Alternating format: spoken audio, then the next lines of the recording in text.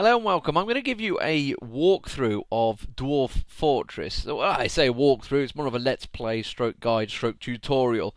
I'm not exactly massively experienced with the game, but I've played it enough to know all the basics, know most of the stuff that are in it. So a lot of my friends, I always say, really should play this game, but frankly, they're all like, there is a brick wall of a learning curve, and I'm going to try and knock that down if possible and try and show you how to do it. So let's start off. Obviously, you've been and downloaded Lazy Noob Pack, which is probably the best way to do it if you are a noob, literally. It has everything in there. You'll hear sound sense as we go through that. That's like an add-on sound pack. Dwarf Therapist, I'll go through that. And of course, Dwarf Fortress, the game. There's a lot to go into it. And the major stumbling block that I certainly found as a new player when I began this game was beginning. There's got all these tutorials of various people doing let's plays, but a lot of them seem to skip the very beginnings of where you're starting and why you're starting there.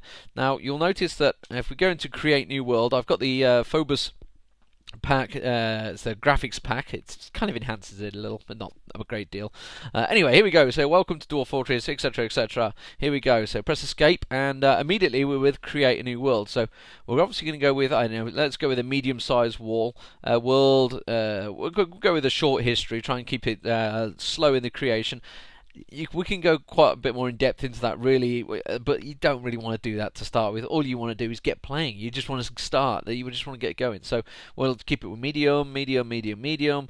We'll keep that sparse as well. Why not? So we don't want too many resources. So you press Y and go, and away you go. Here we go. So it's creating the world.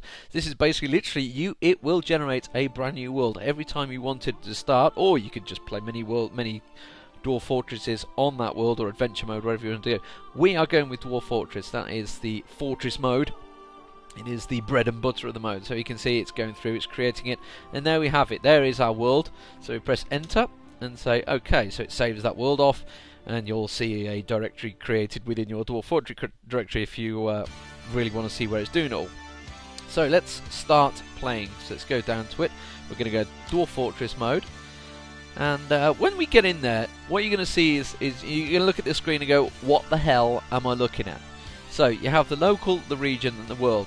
For local, you move it around with U, H, and K. You can see that's how we move this little box around. I don't know whether you can see my mouse or not, but that's the little box I'm moving around here.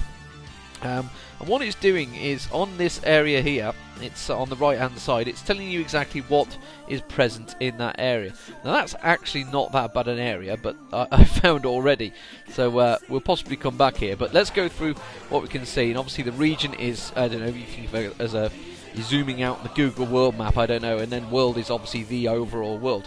Now what you can see there is ends and up arrows, and you're thinking, what am I looking at? But you'll get used to it. You'll kind of figure it out. Your arrows are obviously mountains, etc.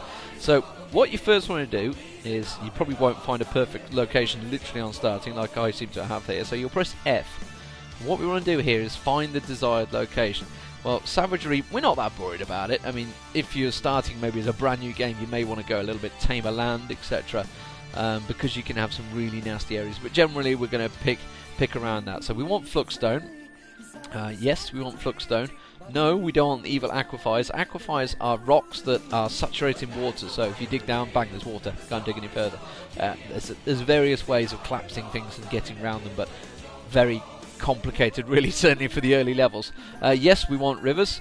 Shallow metals, yeah, be nice. And deep metals would be nice as well. And you know what, we could do with a bit of soil, but generally there is soil around, so in soil and clay, it's various industries we can go into with clay as well, but we'll ignore that for now. So press enter, do the search, and away it goes. You can see on the world map it's now putting these red X's across the map, and when it finds a green one, that's what it means. It's like, yes, I found an area that's suitable to your locations. So it's going to carry on doing that. You can see it's going to put the X's all the way across this world map as it slowly ticks through it. And those green X's, what we'll do is we'll focus on them, and then on the region map it shows the green X a little more detail, so you have to move to that, etc. So we'll get to it. So that's how it's going to be generating. You can see it's ticking along. It's going through 81 different sectors of the map. So what really do you want to find on your starting location? Well, as I've gone through, you want Fluxstone. Fluxstone helps you create steel, etc. It goes a long way basically towards your metal industry. Obviously, shallow metals and deep metals, they can be anything ranging from iron through to gold, through silver, various gems in there, etc. So here we go, it's finished there. And soil, obviously, is also important. So you can see on the world map, you've got these flashing X's. And what these mean is basically areas that are suitable to your location. And on the region map, you can see we've got these various X's as well. So what we're going to do is press escape. So now we can see these results. It changes the right-hand side screen. So you can see that we can move around, etc. And we've got these X's giving us various locations. So we can go around. You can have a look around what is here. I mean, basically, what we're after is a river, because a river's nice. You get a bit of fishing in there. And actually, there's some pretty damn nice land around here. So we're actually near to a civilization as well. So we'll stick with that area there. We only want a 4x4 area. So what we're looking at, you can see it's temperate, which means the weather's going to be okay. It's not going to freeze too much. It won't be too hot, so you won't get droughts. The water won't dry out, etc. Heavily forested, loads of wood. Wood's a staple diet if you haven't got lava instantly. Obviously, you've got carpenters, etc. So wood's a big area thing. Thick vegetation, so great. Loads of seeds, etc. on the wild. There's also untamed wilds, which, well, it could be tricky, but we'll see how that goes. So what you want to do also, though, is check what's around your area. So press tab, and you can see, well, in the neighbourhood we've got dwarves, great, humans and elves, great, they're all fairly friendly, but there's also goblins. But they're always going to be your enemy. And then you press tab again, and what you want to do here, on the world map, you can see these little flashing blue people underneath the X's. That tells you what is around your area. Now, bear in mind, I am on, you can see the little cross of where I am. They're actually pretty close by, so generally we'll probably go with the just picks. You can see the little blue people will be flashing around the map of various locations of where they are. You can see the lances are down the bottom there, etc. Just work across on the right hand side. Big civilization of the courageous Urn on the right. So we're going to go with just picks. That's what we want to go with. So press tab again. It tells you the elevation of the area. So as you can see, we're actually in a fairly low land. It's about middle to high actually. Now I mention it, where we are actually have selected. If you look where the box is, though, you can just about make it out in the bottom left hand corner. It's deep blue, so we're pretty much on the bottom of the ground. So and then you can see that's the cliff indicator. So we're on all twos, so it's pretty much flat land is what we're looking at. So let's embark. So press E and it will say, are you sure you want to embark? Now what things you've got to look out for here, it may say it's a saltwater area. Well, you don't really want that in your first few games, that's for sure, certain. Obviously you want a nice fresh river, you don't want too many enemies. It'll give you a few warnings. It tries to help you. So let's press enter and embark. Now we're faced with the embarkation screen. Now we've got a lot of options. What we can do here, we can prepare and go through it. There are these kind of helpful ones. What we'll go with here is the lazy noob pack. I'll go into it. Let's have a look. So we're going to go with that, which is going to be a 2 miners, a woodsman, which will also be a carpenter, mason, obviously you can help make your tables, etc., a crafter and a broker. So that's fine. Yeah, okay, good, let's go with that.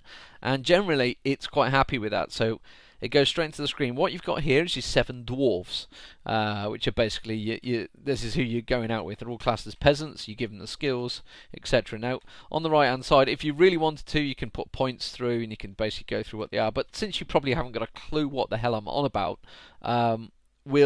you can maybe go back to that. I'll do maybe an advanced one a little bit later on for the various ways. You've also got items, so if you press tab, you've got the items that you're going to start with. Now you've got to have an iron anvil in it, really, unless you're going to buy one off a trader, which sometimes they don't always bring, but we'll get down to that anyway. That's going to be down to your steel industry.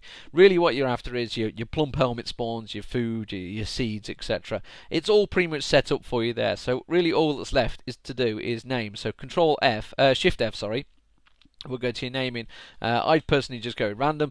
The name of the fortress doesn't really mean a lot, so we'll go with Strap Banner. That seems fine. Okay, yeah, we'll use that one. Press escape. We'll also have the group of them. Well, they're all called the Uncommon Planks. I'll do. Why not?